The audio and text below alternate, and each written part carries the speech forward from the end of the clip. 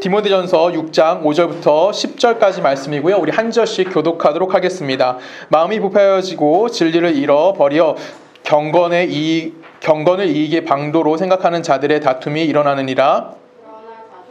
마음이 있으면 경건은 큰 이익이 되느니라. 우리가 세상에 아무것도 가지고 온 것이 없음에 또한 아무것도 가지고 가지 못하리니 우리가 먹을 것과 족한 줄로 알 것이니라. 부하려는 자들은 시험과 올무와 여러 가지 어리석고 해로운 욕심에 떨어지나니 곧 사람으로 파멸과 멸망에 빠지게 하는 것이라. 돈을 사랑함이 일만하게 뿌리가 되나니 이것을 탐내는 자들은 유혹을 받아 믿음에서 떠나 많은 근심으로써 자기를 찔렀도다. 아멘. 함께 기도하겠습니다. 사랑과 많으신 아버지 감사합니다. 하나님의 은혜와 하나님의 사랑 안에 우리를 불러주셨고 이제 말씀 듣게 하시는 은혜 감사합니다. 하나님이 말씀을 통하여 내가 하나님의 마음을 알아가게 하시고 그리스도인의 삶에 대해서 고민하게 하시고 하나님 그 고민이 일상생활에서 실천되어질 수 있는 우리 모두가 되게 하실 걸 믿사오며 살아계신 예수 그리스도 이름으로 감사하며 기도했습니다. 아멘. 오늘 우리가 함께 읽은 말씀은 지난주 말씀과 연장선상에서 우리가 생각해 보아야 합니다. 제가 지난주에도 말씀드렸듯이 2주에 걸쳐서 우리가 자족에 관련된 이야기를 나누고 있는데요. 우리 지난주 말씀 혹시 기억들 하시리라고 믿습니다. 그렇죠? 지난주 어떤 말씀이었습니까? 지난주 어떤 말씀이었죠? 바른말. 그 바른말이 뭘 얘기했냐면 예수 그리스도의 말씀과 경건에 관련된 이야기였습니다. 그래서 그 하나님, 그 예수 그리스도와 관련된 예수 그리스도를 근거로 해서 신앙생활을 해야 되는 것을 우리가 따라가야 합니다. 그 예수를 근거로 한 신앙생활을 해야 합니다라는 것을 우리가 뭐 하는 겁니까? 그것을 따르는 삶을 살아야 한다라는 것이 우리가 지난주의 말씀을 통해서 살펴봤던 내용입니다. 여러분 우리가 잘 알다시피 디모데 전후서 같은 경우는 바울이 디모데에게 뭘 가르친 겁니까? 잘못된 복음, 특히 뭘 강조하는 거죠? 거짓 교훈. 우리가 흔히 말하는 율법 교사 이런 거에 너희가 빠지지 않게 하기 위해서 교회를 지키고 그 다음에 성도들을 성장시키기 위해서 교회의 지도자인 디모데 네가 어떻게 행동해야 되고 어떤 걸 고민해야 되는지 그리고 그 역할을 어떻게 수행하는지에 관련된 이야기를 가리키고 있는 게 디모데 전서입니다. 전서와 후서입니다. 그래서 오늘 본문도 역시 그와 관련된 이야기를 하고 있다라고 보시면 됩니다. 그래서 우리가 디모데 전서를 읽으면서 가장 중요한 생각하는 건 뭐냐면 우리 일상생활에서 예수 그리스도를 제외하고 내가 신앙생활을 하게 된다. 만약 그렇게 이야기한다고 했을 때 그 신앙은 내가 예수 그리스도를 제외시킨 신앙생활이기 때문에 그건 어디로 갈 수밖에 없다는 겁니까? 개인주의로 갈 수밖에 없다라는 거예요. 내 개인적인 생각과 내 개인적인 틀에 맞춰서 잠깐만 뭘 해석하려고 하냐면 하나님의 뜻을 해석하려고 한다라는 것입니다. 그래서 우리는 이런 오류를 범하지 않기 위해서 우리는 항상 무엇을 명심해야 되냐면 기독교 신앙이라는 것은 무엇을 근거해야 되는 겁니까? 하나님과 예수 그리스도를 근거해야 한다는 것을 우리가 잊지 말아야 한다라는 거예요. 만약 우리 신앙생활에서 예수 그리스도와 하나님을 제외시키고 그냥 내가 혼자 내 욕심에 따라 신앙생활을 한다라고 이야기한다면 그 신앙은 어떻게 될까요? 우리가 너무나 잘 알다시피 그 신앙은 내 욕심을 완성하는 그 어떠한 모습을 갖게 될 겁니다. 이거는 우리가 창세기 시작할 때부터 이미 하나님께서 인간이 그렇게 살 수밖에 없다는 것을 분명히 보여주셨습니다. 여러분 잘 알다시피 아담과 하와가 선악과를 따먹습니다. 왜 따먹죠? 이유는 간단합니다. 딱 하나입니다. 뭐죠? 그들이 하나님과 같아지고 싶었기 때문이에요. 쉽게 말하면 하나님을 제외한 내가 하나님의 은혜 안에 살고 싶습니다 라고 이야기하는 거. 그럼 누구의 욕심을 따라가게 되는가? 내 개인의 욕심만 완성해야 되는 거고 내 개인의 욕심을 쫓아갈 수밖에 없다라고 이야기하는 거예요. 그래서 무슨 얘기를 하는 겁니까? 지금 네가 정말 하나님에서 올바른 신앙을 갖기 위해서 누굴 근거해야 된다? 예수 그리스도와 하나님에서 근거해야 함에 대해서 우리들에게 이야기해 주는 거고 그 연장선상에서 오늘 본문의 말씀이 등장하고 있다는 것을 여러분이 기억해 주셨으면 좋겠습니다. 제가 읽습니다. 6절 7절 제가 읽을게요. 그러나 자족하는 마음이 있으면 경건에 큰 이익이 되느니라. 우리가 세상에 아무것도 가지고 온 것이 없음에 또한 아무것도 가지고 가지 못하리라 라고 이야기합니다. 여러분 7절 말씀 우리가 흔히 말하는 거죠. 빈손 오는 사람 뭐로 간다? 빈손으로 간다. 그쵸? 이런 얘기를 하는 걸까요? 지금 우리 인생은 빈손으로 해서 빈손으로 하는 겁니다 라고 이야기하는 겁니까? 그런 얘기 하는 거 맞아요. 여기서도 맞아요. 우리가 빈손으로 갔기 때문에 빈손으로 간다라는 거예요. 그러면 중요한 게 하나 있어요. 마지막이 뭐라는 거죠? 간다라는 거예요. 간다는 건 뭐예요? 죽는다는 얘기를 하는 거고 죽는다고 이야기하는 건 결론적으로 우리에게 무엇이 존재한다는 겁니까? 종말이 존재한다는 이야기를 하는 거예요. 즉 성경은 우리에게 항상 강조하는 건 뭐냐면 종말론적 신앙을 강조하는 겁니다. 종말론적 신앙이라는 것은 내가 누구한테 죽음을 맞이하게 됐을 때 결론적으로 내 삶에 심판하실 그 어떤 신적 존재 앞에 서게 된다는 거예요. 이건 모든 종교들이 갖고 있는 겁니다. 그렇죠? 여러분 알다시피 불교 같은 경우도 뭐죠? 사람이 죽게 됩니다. 그럼 그들이 어떻게 돼요? 그들이 업보가 쌓이게 돼서 윤회하는 사상이에요. 그렇죠? 불교는 돌고 도는 겁니다. 근데 그들이 바르게 살려고 노력하는 건 뭐예요? 다음 생애를 위해서 내가 뭐 하는 거예요? 그 업을 쌓기 위해서 바른 생활을 하는 겁니다. 이게 맞는 거예요. 뭐죠? 심판할 그 어떤 존재가 존재한다는 것이죠. 기독교도 동일한 겁니다. 기독교도 우리가 죽게 되면 어디 앞에 쓰게 되는 겁니까? 하나님 앞에 쓰게 되는 거죠. 그래서 하나님 앞에 내 삶이 어땠는지를 하나님이 심판하시는 거고, 잘한 자는 칭찬하시는 거고, 못한 자는 뭐 하시는 거예요? 벌 준다. 이런 개념이 갖고 있는 게 뭐예요? 기독교가 갖고 있는 기본적인 종말론이라고 이야기할 수 있다라는 거예요. 근데 단순하게 기독교가 그냥 하나님 앞에 서가지고 내가 심판받는다, 아니면 내가 칭찬받는다, 이런 관련된 종말에 관련된 이야기를 하는 걸까요? 라고 질문을 던지면 우리 너무 1차적으로 생각하는 겁니다. 원래 기독교라는 건 지난주도 이야기했듯이 예수 그리스도를 근거한 뭘 하는 겁니까? 믿음을 가지고 살아가는 거예요. 쉽게 말하면 예수 그리스도의 말씀을 따르는 거고요. 그 말씀의 근거에서 내가 뭘 이루어가는 겁니까? 하나님의 경건을 이루어가는 삶을 살아가는 겁니다. 그래서 기독교라는 것은 어떤 단순히 지식을 쌓는다던가 어떤 경건한 행동을 하는 것이 아니라 내가 살아가면서 그 모든 것들이 누구 안에 있다라는 거예요. 예수 그리스도 안에서 발생되어진다는 겁니다. 이걸 우리가 역으로 생각하면 하나님이 우리를 뭐하러 오시는 겁니까? 찾아와 주신다고 생각해야 된다는 거예요. 내가 예수님을 찾아가는 것이 아니라 내 모든 삶이 예수 안에 있다는 것은 하나님이 신적 존재가 무한하신 존재가 유한한 인간의 몸으로 와서 그 하나님의 어떠하심을 우리에게 뭐 해주시는 겁니까? 보여주시는 거예요. 그건 뭐예요? 우리가 흔히 말하는 구원의 완성이라고 표현하는 겁니다.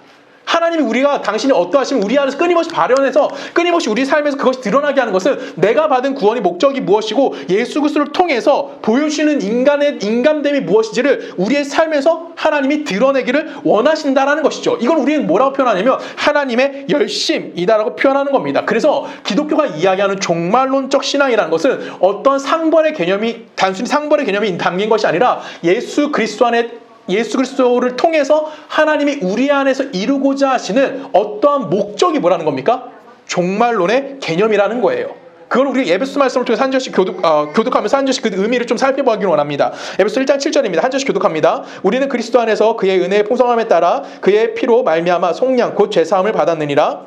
이는 그가 모든 지혜와 총명을 우리에게 넘치게 하사 그 뜻의 비밀을 우리에게 알리신 것이요 그의 기뻐하심에 따라 그리스도 안에서 때가 찬 경륜을 위하여 예정하신 것이니 하늘에 있는 것이나 땅에 있는 것이 다 그리스도 안에서 통일되게 하려 하심이라. 모든 일을 그의 뜻에 결정대로 일하시는 이의 계획에 따라 우리가 예정을 입어 그 안에서 기업이 되었으니 이는 우리가 그리스도 안에서 전부터 바라던 그의 영광의 찬송이 되게 하려 하심이라. 아멘. 여러분 이 말씀 여러분들이 꼭 항상 기억하셨으면 하는 마음입니다. 왜 그러냐면 이게 뭐예요? 하나님의 뜻입니다. 마지막 12절에 보면 뭐라고 되어 있습니까? 이는 우리가 그리스도 안에서 전부터 바라던 그의 뭐가 된대요? 영광의 찬송이 되겠다라는 거예요. 이 앞에 7절부터 내용은 어떤 내용이냐면 하나님이 태초부터 계획하고 계셨다는 얘기예요. 무엇을? 우리를 당신의 영광의 찬양이 되게 하게끔 우리를 태어나게 하셨고 우리를 찾아오실 거고 우리를 구원하실 거고 당신의 영광의 삶으로 우리를 만들어주실 거야 를 인식할 수 있도록 뭐 하시겠다는 겁니까? 하나님이 그 일을 준비하고 실행하고 계시다라는 것을 우리들에게 이야기하는 거예요. 그러면 우리는 뭐가 되는 것이 하나님의 뜻이에요?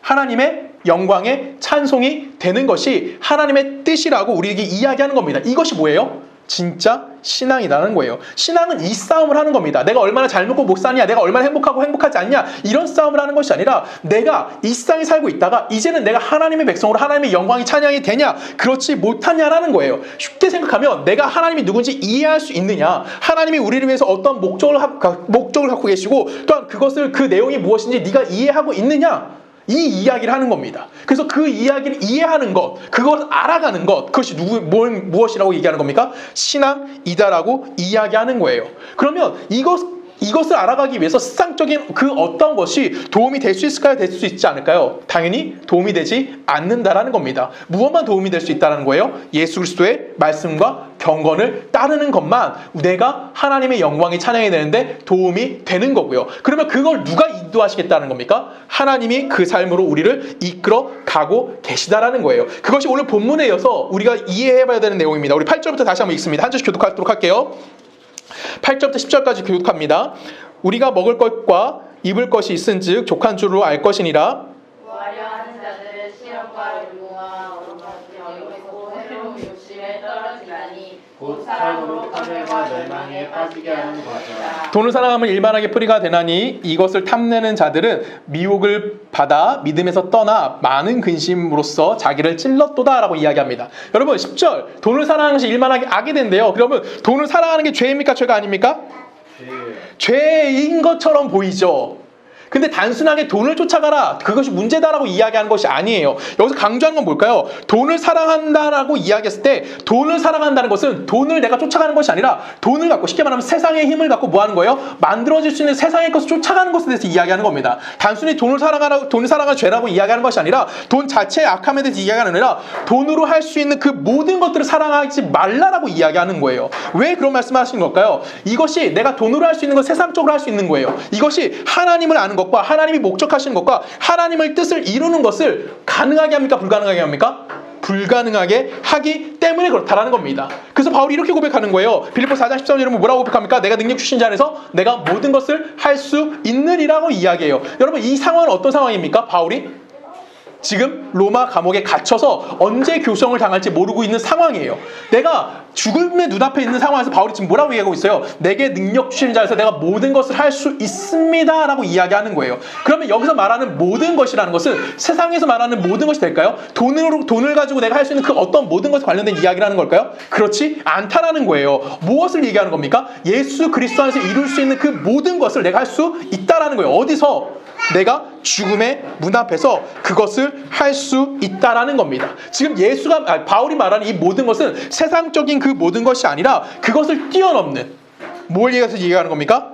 더 경건하고 하나님과 관련된 그것을 이루어낼 수 있다라고 이야기하는 거예요. 우리는 자꾸만 모든 것을 뭐로 생각하냐면 세상적 기준으로 생각하려고 합니다. 내가 더 많이 가져야 되고 내가 더 건강해야 되고 내가 더 똑똑해야 된다고 생각하는 거예요. 근데 바울이 뭐라고 고백하는 겁니까? 그런 것들, 세상의 것들이 내가 가졌고 내가 가졌고 내가 똑똑하고 내가 좀 더 건강한 것을 가지고 내가 그리스도와 하나님의 것을 이룰 수 없다라는 겁니다. 이 세상의 것이 내가 하나님의 것을 모든 걸 이루는데 전혀 도움이 되지 않기 때문에 반대로 생각하는 것은 뭐라는 거예요? 이 세상의 것이 없을지라도 뭐 할 수 있다라는 겁니까? 하나님이 원하는 것에 다가갈 수 있다라는 거예요.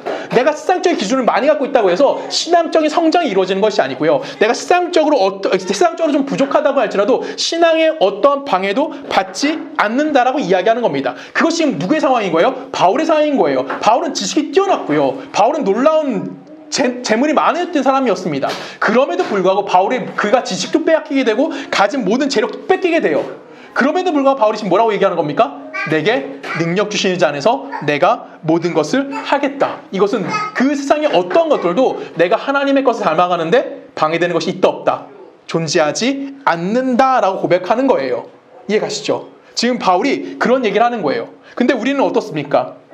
이거 빌립보서 4장 13절은 교회를 조금 다니신 분들은 집이든 아니면은 회사든 아니면은 가게든 다 붙여놓습니다. 그리고 그 글씨를 보면서 이렇게 얘기하죠. 내게 능력 주셔서 내가 모든 걸 할 수 있습니다. 아멘. 근데 뭐가 되는 거예요? 우리 집이 행복해야 되는 거고, 우리 회사가 발전해야 되는 거고, 우리 가게가 좀 더 장사가 잘 돼야 돼 라고 하면서 우리 스스로 속이고 있는 거예요. 우리가 이렇게 속을 수밖에 없었던 이유는 뭐냐면 그동안 한국 교회가 자꾸만 뭘만 따라갔습니까? 눈에 보이는 기복 만 쫓아갔기 때문에 그래요. 한국 교회 강단에서 잘못 전해진 설교, 쉽게 말하면 인본주의적 설교 때문에 우리는 자꾸만 뭐와 뭘 비교하는 겁니까? 하나님의 일과 내가 잘 사는 것, 이것을 동일선상에서 놓고 보는 거예요.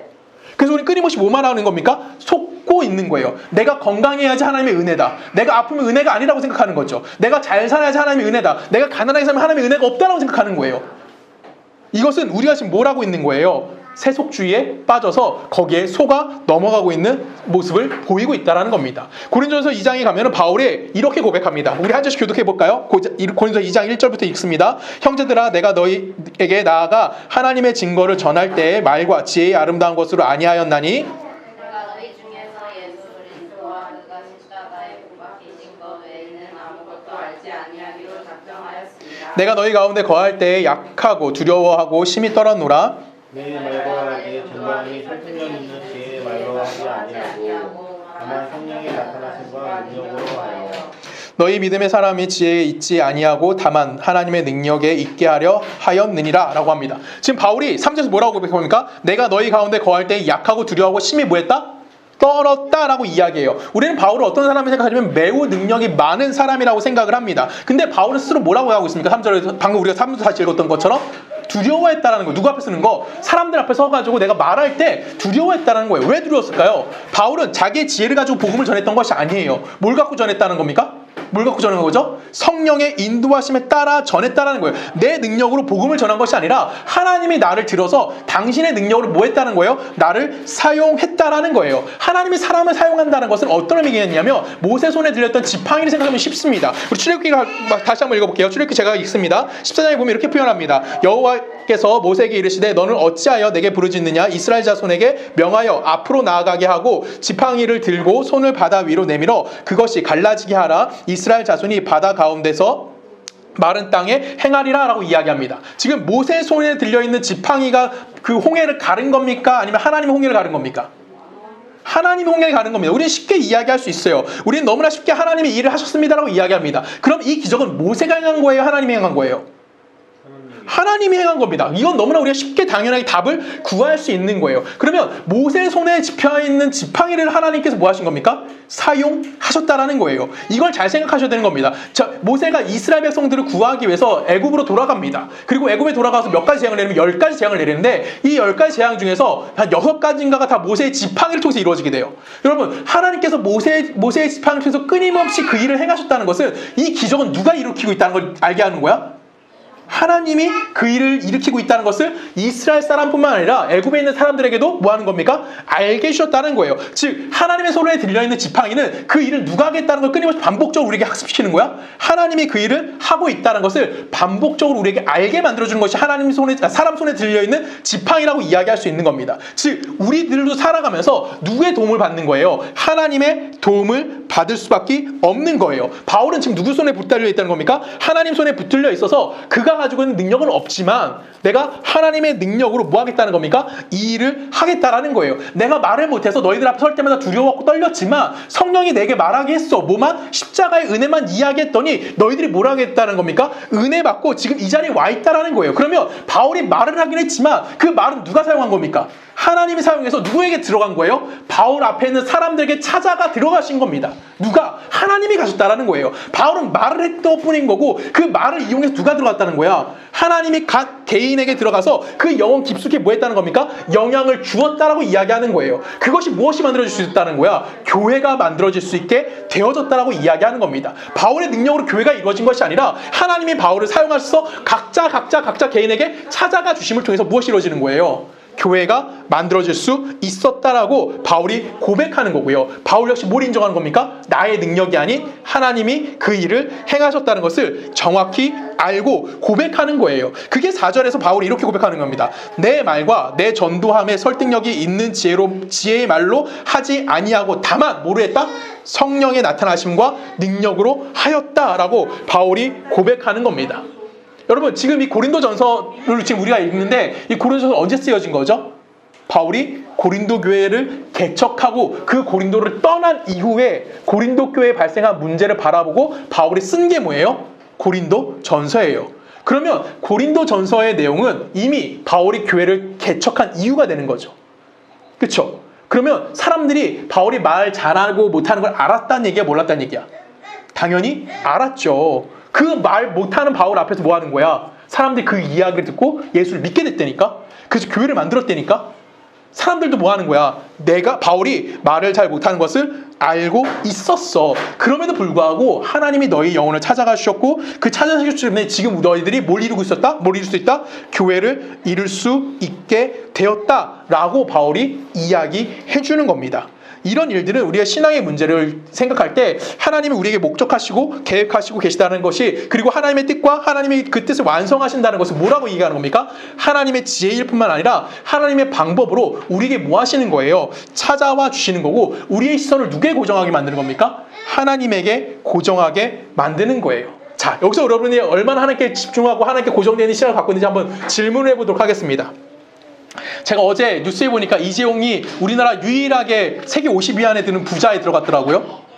50인가 500인가 아무튼 우리나라 유일하게 이재용만 있대요. 뭐 1000몇 조라가 돼 있더라고요. 재산이 엄청나죠. 자, 여기서 질문. 밑밥을 깔았으니까 질문. 여러분, 이재용과 조성은이 신앙이 똑같아요. 그러면 우리 서초동네 교회를 위해서 가장 도움이 되는 사람은 조성은일까요? 이재용일까요? 이재용. 정답이죠. 이게 우리가 생각하고 있는 가장 지금 하나님의 일하심에도 집중하지 못하는 모습인 겁니다. 저도 이재용이 있었으면 좋겠어요, 솔직히. 이거 뭐 솔직하게 심정이잖아. 나 없고 이재용이 와서 우리에게 좀 잘했으면 훨씬 좋지 않겠니, 얘들아?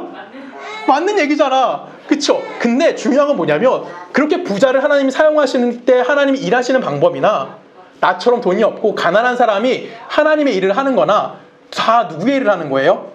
하나님의 일을 한다라는 거예요. 부자 하나님이 따로 있나요? 가난한 사람이 하나님이 따로 있나요? 아니에요.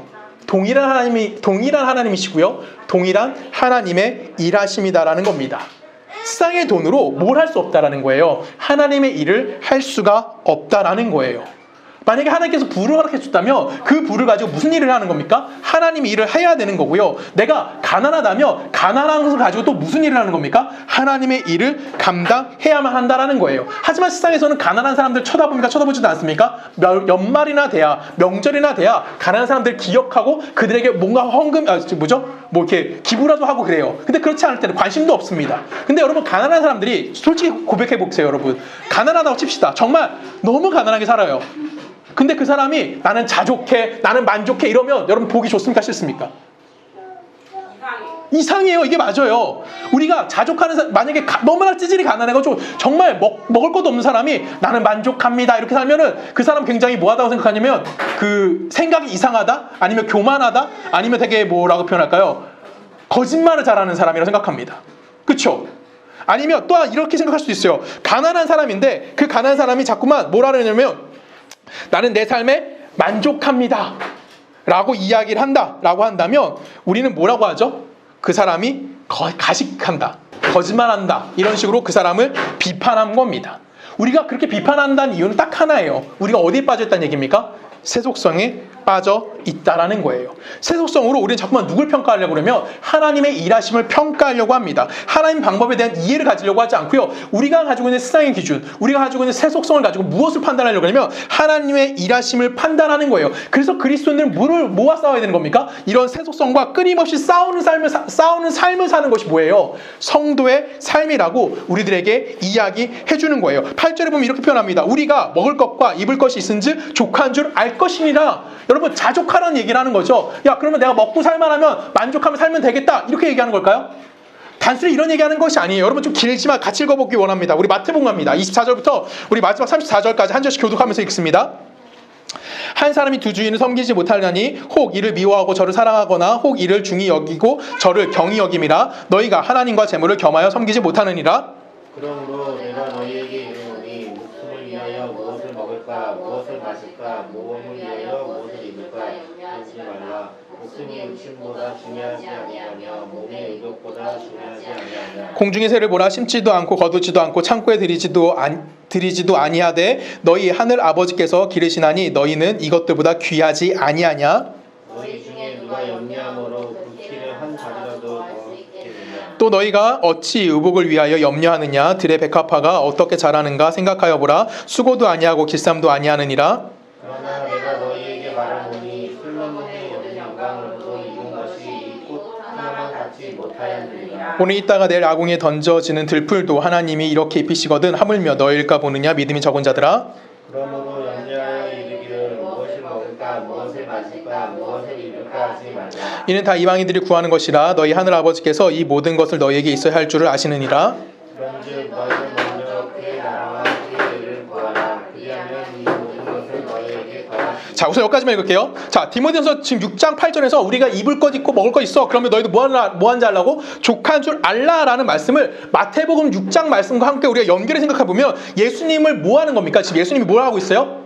뭐라고 얘기하고 있어요? 이거 예수님이 하신 말씀이잖아요. 마태복음 6장은 뭐 하는 거예요? 내가 너희들 바라고 이야기하는 겁니다. 뭐 하지 말래요? 25절에 보면은 너희를 위하여 너희에게 이르노니 목숨을 위하여 무엇을 먹을까? 무엇을 마실까? 몸을 위하여 무엇을 입을까? 뭐 하지 말라? 염려하지 말라라고 이야기하는 겁니다. 그러면 단순하게 내가 자족하고 만족하는 것을 내가 먹고 채워지고 어떠한 세상적인 것이 채워졌을 때 그때 내가 이제 내 필요가 다 채워졌을 때 만족하라는 얘기를 하는 걸까요? 그런 이야기를 하는 것이 아닐 거예요. 여러분, 마태복음 25장 27절, 그다음 6장 25절, 27절, 28절, 32절에 보면 무슨 단어가 나오면 염려하지 말라라는 단어가 나옵니다. 여러분, 염려하지 말라와 연결된 단어들이 뭐예요? 먹고 자고 사는 문제들입니다. 먹고 입는 문제들이에요. 이 문제들이 해결되어지면 내가 염려하지 않게 되어진다. 이렇게 내가 만족한 삶을 살 수 있다. 이런 얘기를 하는 걸까요? 단순히 네가 먹을만 하면, 네가 입고 살만 하면 너는 이제 자족할 수 있는 사람이야 라고 이야기할까요? 예수님이 계속해서 이야기해요. 뭐라고 얘기합니까? 너 드레핀 백합화를 봐봐. 하나님이 너희 저 백합화도 먹이시잖아. 백합화도 옷을 입히시잖아. 새들을 봐봐. 새들도 아무것도 하지 않음에도 불구하고 하나님께서 그들을 기르시잖아. 이렇게 단순한 얘기를 하는 걸까요? 단순히 그 먹고 만족하는 걸로 하나님이 우리에게 자족의 은혜를 주시는 걸까요? 그렇지 않습니다. 가장 핵심은 뭐냐면 34절이에요. 34절에 보면 뭐라고 되어 있냐면 그러므로 내일 일을 위하여 염려하지 말라. 내일 일은 내일 염려할 것이요 한날의 괴로움은 그날의 족하니라 라고 이야기합니다. 뭐라는 거예요? 우리에게 주어진 시간은 오늘 단 하루의 시간이라는 겁니다. 이 하루의 시간만 우리가 살아가는 거지 내일은 뭐 하는 거야? 내일이 왔을 때 걱정하라는 거예요. 오늘만 우리에게 뭐 하는 겁니까? 주어진 시간이라는 겁니다. 쉽게 생각하면 자족이라는 것은 뭐예요? 오늘 하루를 뭐 하는 겁니까? 살아내는 것. 오늘 하루 주어진 시간을 내가 살아내는 겁니다. 왜냐하면 하나님의 백성에서 하루라는 것은 이 세상에서 통장의 잔고가 늘어나고 내가 얼마나 더 건강해지고 남들보다 좀 더 배우고 남들보다 좀 더 명예롭고 남들보다 더 큰 능력을 갖게 되는 것은 확인되어지는 것이 아니라 뭐 하는 거예요? 성도에게 하루라는 시간은 하나님이 목적을 가지시는 거고요. 하나님이 약속한 구원의 완성을 이루어가기 위해서 쌓아져 가야 되는 하루라는 겁니다. 쉽게 말하면 내가 구원받기 위해서 필요한 뭐가 되는 거예요? 하루가? 오늘 하루가 그 구원을 받기 위해서 꼭 필요한 하나의 시간이라는 겁니다. 오늘 하나님이 여러분을 왜 살려주셨을까요? 아침에 눈 왜 뜨게 했을까요? 이유는 간단해요. 오늘 하루 하나님께서 우리에게 계획하신 어떠한 목적이 있기 때문에 오늘 하루라는 시간을 우리에게 주신 거예요. 오늘 하루를 살려놓으심을 통해서 하나님이 우리를 통해서 뭐 하시는 겁니까? 당신의 일을 하시는 겁니다. 그러면 내일은요? 내일 또 쌓아가는 겁니다. 내일이라는 오늘 하루가 또 쌓이는 겁니다. 그것이 쌓이다 보면 우리가 뭐가 되는 겁니까? 하나님의 영광의 찬송이 되는 그 자리에 가게 되어지는 거예요. 하나님께서 우리에게 단순하게 먹을 것을 해결해 주시고 단순히 입을 것을 해결해 주시는 것으로 당신의 하실 일을 끝내신다는 것이 이야기하는 것이 아니라는 겁니다. 그것을 쌓아가게 하심을 통해서 뭐 하게 하시는 거예요? 당신이 목적하신 것을 완성하는 자리로 가게 만들어 주시는구나. 그래서 내가 뭐 할 수 있다? 오늘 하루 내가 족합니다 라고 고백되어질 수 있어야 하는 겁니다. 우리가 세상에 살면서 맨날 불평하는 건 딱 하나입니다. 뭐죠? 세상적인 기준에서 내가 덜 가졌을 때 우리는 불평해요. 내가 부족하고 내가 뭐 가난하고요, 내가 돈이 없고요, 내가 힘이 없고요, 내가 건강하지 못하고요, 내가 능력이 없고 내가 지혜가 없어요. 그렇기 때문에 우리는 뭐 하는 겁니까? 불평, 불만하는 거예요. 우리는 이런 연약함 때문에 끊임없이 불편함의 연속을 살아갑니다. 우리 이 불편함 속에서 결국 뭐만 생각할 수밖에 없어요. 나는 무능력하구나. 그래서 내일이 오는 것이 뭐가 되는 거예요? 하나님이 나에게 허락하시는 어떠한 선물이 되는 것이 아니라 두려운 거예요. 여러분, 내일 당장 우린 뭐 할 수 있어요? 아무것도 할 수 있는 게 없잖아요. 내일 정말 뭔가 큰 일을 해야 돼. 근데 아무 준비가 돼 있지 않아. 뭐만 찾아와요? 두려움이에요. 사람들이 왜 죽죠? 그 두려움 때문인 거예요. 내가 앞을 보지 못하는 미래에 대한 두려움 때문에 스스로 목숨 끊을 수밖에 없게 된다고요. 인간은 그럴 수밖에 없는 거예요. 우리는 그 두려운 내일을 만날 때 항상 고민이 되는 건 뭐예요? 내가 어떤 거 잘해내기를 하나님이 요구하시는 것이 아니라 나는 실패의 연속을 살아간다고 할지라도 그 속에서 누가 계속해서 일하시는 겁니까? 하나님이 당신의 일을 중단하지 않고 그 일을 하신다는 거예요. 나는 실패하지만 하나님이 하신 약속은 변하지 않으시고요. 하나님이 하신 약속 취소되지 않으신다는 겁니다. 그래서 뭐 하는 거예요? 하나님의 약속과 하나님의 목적이 있어야 할 것을 뭐 하지 않는다? 절대 방해받지 않는다라고 이야기하시면서 한 사람 한 사람 각자 개인에게 하나님 뭐 하시는 겁니까? 찾아와 주심을 통해서 당신의 뜻을 뭐 하시는 겁니까? 이루어 내시는 거예요. 이 세상 그 어떤 것도 뭘 하지 못하는 겁니까? 하나님의 일하시는 것을 막지 못하는 거고요. 하나님이 내 삶에 개입하시는 그 능력을 절대 막을 수가 없다라는 겁니다. 우리는 하나님 앞에 무능합니다. 우리는 하나님 앞에 불신앙을 가질 때도 있고요. 우리는 하나님 앞에 게으른 모습을 가질 때도 있습니다. 하지만 하나님은 당신이 하신 약속, 구원의 뜻을 방해받지 않으시는 분이라는 거예요. 그것이 무엇입니까? 지금 오늘 우리가 살고 있는 하루라는 시간인 겁니다. 우리는 하루를 지나면서 솔직하게 고백하면 하나님을 생각하는 시간이 많습니까? 세상의 것을 생각하는 시간이 많습니까? 당연히 세상의 것을 99.9% 생각할 겁니다. 우린 0.1%도 하나님 생각하면 참 감사한 거예요. 그렇죠? 우리는 하나님을 전혀 생각하지 않는데 하나님은 뭐 하신다고요? 변하지 않으신다고요. 하나님은 당신의 뜻을 그 속에서도 끊임없이 일하고 계시다라는 겁니다. 그래서 우린 뭐 하는 겁니까? 문득 뒤를 돌아봤더니 내가 뭐 하고 있어? 하나님 앞에 한 걸음 더 다가간 모습이 있는 거예요. 문득 내가 뒤를 돌아봤더니 세상에 이것을 쫓아가고 있던 내가 이제는 세상과 한 걸음 정도 더 멀어져 있는 나 자신을 발견하게 되는 겁니다. 왜 이렇게 될까요? 나는 하나님 생각하지 않았는데 하나님은 뭐 하시는 거예요? 내 속에서 당신의 것을 이루어 가시는 겁니다. 우리는 하나님을 생각하는 거는 몇 번 되지도 않아요. 하지만 하나님은요, 내 속에 들어와 끊임없이 당신의 뜻을 이루어 가시는 것, 우리를 향한 당신의 열심을 멈추지 않으신다라는 겁니다. 하나님은 끊임없이 뭐 하시는 겁니까? 여러분 속에서 일하고 계시는 겁니다. 그래서 우리는 그것만 기억하면 되는 거예요. 뭐죠? 비록 나는 실패할지라도, 내가 무언가 만들어줄 수 있는 능력이 내 안에 하나도 존재하지 않아 할지라도 하나님은 그냥 지나가는 뭐가 없다? 하루가 없다. 그래서 우리는 그 안에서 뭐 할 수 있다? 살아내어줄 수 있다라고 이야기하는 겁니다. 이것이 여러분들이 뭐가 돼야 되는 거예요? 아멘이 되셔야 하는 겁니다. 이게 그리스도인들이 누려야 되는 가장 큰 복이에요. 하나님이 우리에게 돈을 사랑하고 돈에 매여있고 돈을 쫓아가는 이런 세속성에서 뭐 하라고 하는 겁니까? 그 속에서 너희는 살아갈 수밖에 없다라고 인정하라는 겁니다. 그리고 그 인정함 속에서 나는 비록 못하지만 누가 그 일을 하신다? 하나님이 지금도 당신의 뜻을 이루어 가고 계시다는 것을 우리들에게 이야기해 주시는 거예요. 세상에 있는 것으로 하나님의 것을 이루어낼 수가 없습니다. 하나님의 것은 누구 것으로만 이루어질 수 있어요? 하나님의 것으로만 이루어질 수 있는 거예요. 비록 우리 세상 속에 살아갑니다. 근데 그 속에서 하나님은 계속해서 하나님의 뜻을 이루어 가고 계시다라는 거예요. 왜요? 이 세상의 것이 하나님의 것을 방해할 수도 없고요, 막을 수도 없고요, 오히려 도움도 줄 수가 없기 때문에 하나님은 뭐 하는 겁니까? 그 일을 하시는 거예요. 이게 바울의 고백인 겁니다. 내게 능력 주시는 자 안에서 내가 모든 것을 할 수 있다라고 고백하는 거고, 이것이 우리의 믿음인 거예요. 여러분, 우리의 믿음은 내가 하나님을 향한 것이 아니라 하나님이 나를 향해서 얼마나 신실하신지, 그리고 하나님이 나를 향해서 얼마나 내게 복을 주고자 하시는지 이해해내는 것이 무엇입니까? 그것이 믿음이라고 이야기하는 겁니다. 우리가 가지고 있는 세상의 조건 속에서 오직 하나 변하지 않는 것이 있어요. 뭐죠? 하나님이 그 속에서 일하고 계시다라는 것. 이것을 여러분들이 꼭 기억해 주셨으면 좋겠습니다. 우리 인생은 답답하기도 할 거고요, 우리 인생은 외롭기도 할 겁니다. 근데 그 답답함, 그 막막함, 그 외로움 속에서 누가 일하시는 겁니까? 하나님이 지금도 일하고 계시다고 오늘 우리들에게 말씀해 주시는 겁니다. 여러분, 우리 서초동네교회는 이제 3년이라는 시간이 쌓였습니다. 2023년도 쌓았어요. 분명히 2024년도 더 놀라운 하나님의 은혜가 우리 안에 쌓여질 겁니다. 우리 교회 안에는 세상적인 기준이 들어오지 않았으면 좋겠습니다. 우리 교회 안엔 하나님의 말씀, 예수 그리스도를 근거한 신앙만이 쌓여갔으면 좋겠습니다. 그래서 우리 교회가 세상에서 볼 때나 하나님이 볼 때 당신의 영광이 찬양이 되는 그런 2024년이 되기를 주님의 이름으로 간절히 부탁드립니다. 우리 함께 기도하겠습니다. 사랑하는 하나님 아버지, 감사합니다.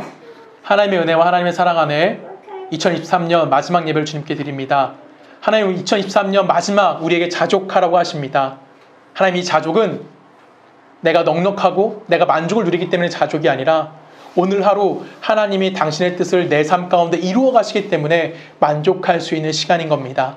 하나님, 우리가 이 자족의 은혜를 잊지 않게 하여 주시고 이 자족의 은혜 안에 당신의 백성됨의 복이 무엇인지를 배우고 익히고 실천할 수 있는 거룩한 주의 백성들 되어줄 수 있도록 우리와 함께하여 주시옵소서. 이제는 우리 주 예수 그리스도의 은혜와 성부 하나님의 사랑과 성령님의 내주되심이 그리스도 안에서 자족의 은혜를 배우고 실천하며 살아가기를 소원하는 우리 서초동네교회 모든 성도들의 삶과 그들의 가정과 그들의 직장과 그들이 살고 있는 모든 나라 가운데 지금부터 영원히 함께 하시기를 간절히 축원하옵나이다.